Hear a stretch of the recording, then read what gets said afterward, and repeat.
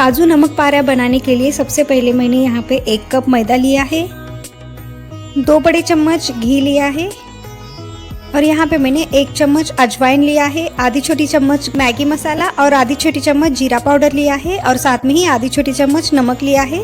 तो अब चलते हैं अगले प्रोसेस में। डो बनाने के लिए सबसे पहले मैंने यहाँ पे एक बाउल लिया है। अब इस बाउल में हम डाल देते हैं मैदा। तो यहाँ पे मैंने ये सारा मैदा डाल दिया है। अब इसके बाद हम डाल देते हैं नमक। यहाँ पे मैंने आधी छोटी चम्मच नमक डाल दिया है। आप अपने टेस्ट के अकॉर्डिंग नमक डालें। अब इसमें डाल देते हैं 1 चम्मच अजवाइन। अगर आपको अजवाइन पसंद नहीं है तो यहाँ पे आप आधी छोटी चम्मच अजवाइन डाल सकते हैं। अब इसके बाद डाल देते हैं आधी छोटी चम्मच जीरा पाउडर और साथ में ही डाल देते हैं आधी छोटी चम्मच मैगी मसाला।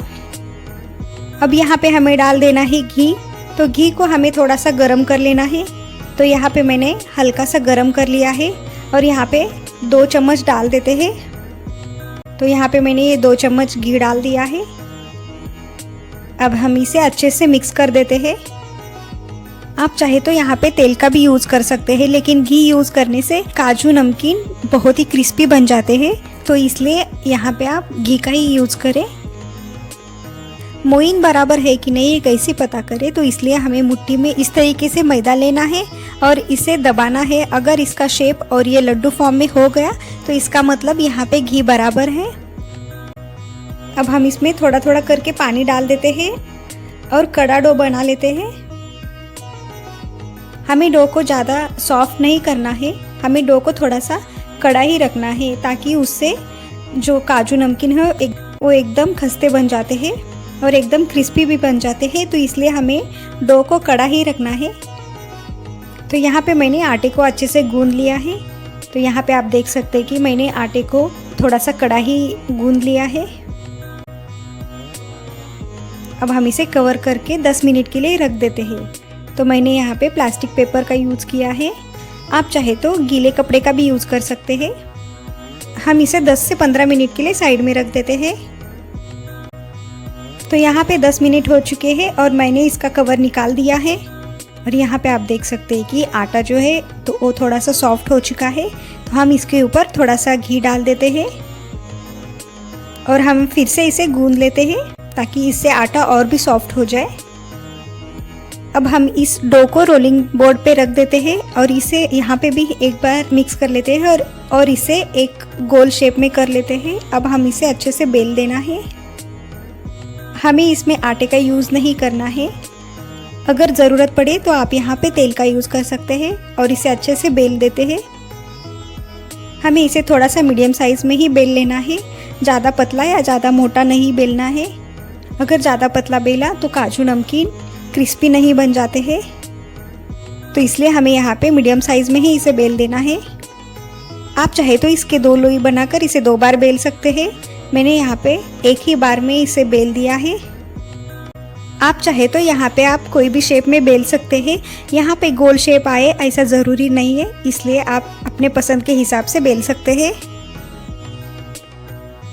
तो यहाँ पे मैंने इसे अच्छे से बेल दिया है।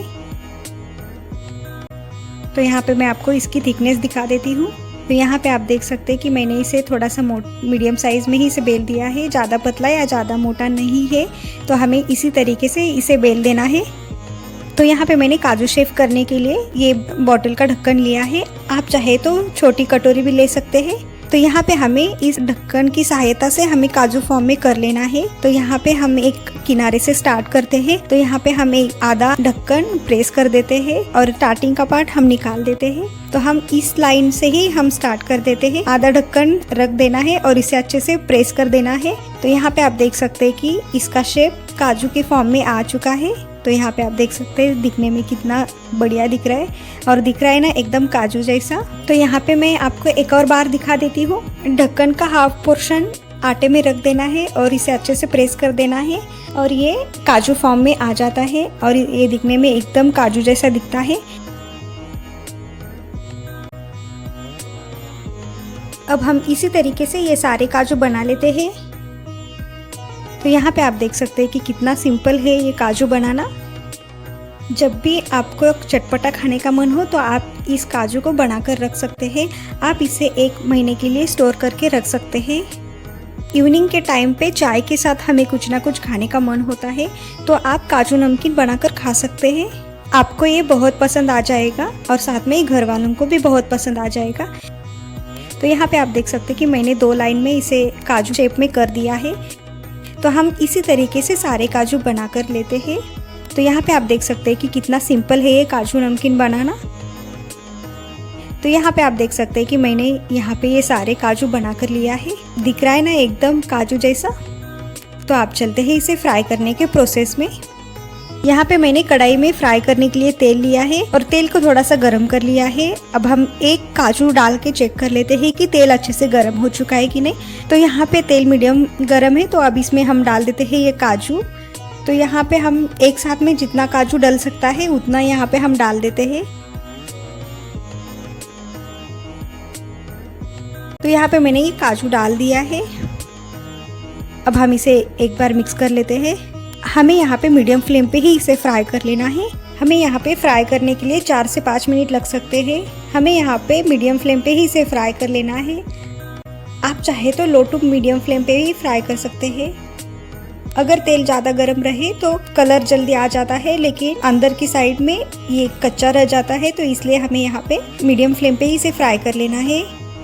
और हम इसे बीच बीच में मिक्स कर लेते हैं ताकि ये अच्छे से फ्राई हो जाए।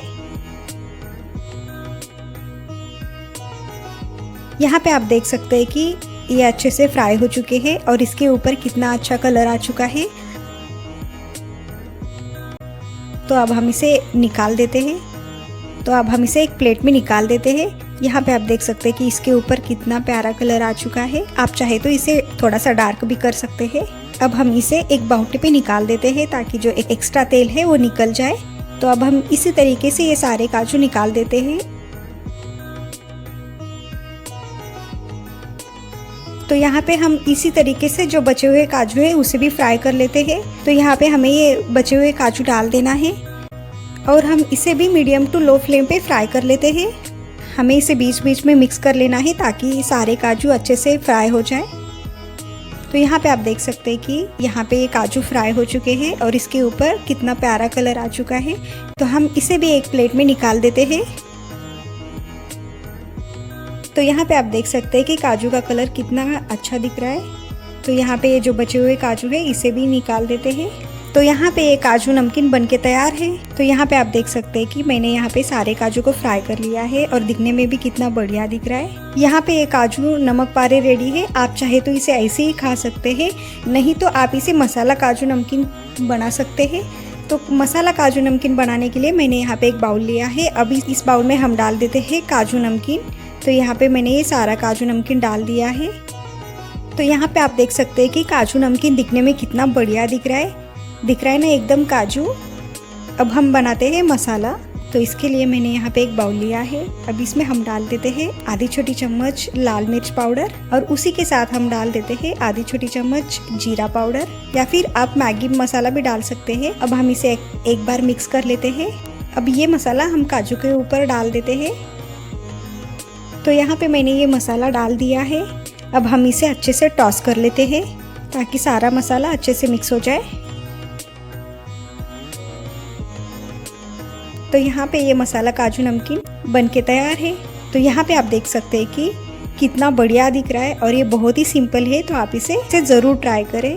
अगर आपको मेरी ये रेसिपी अच्छी लगी तो लाइक शेयर सब्सक्राइब करना ना भूलें और साथ में ही नोटिफिकेशन को भी ऑन करें ताकि मेरी कोई भी रेसिपी आपसे मिस ना हो जाए।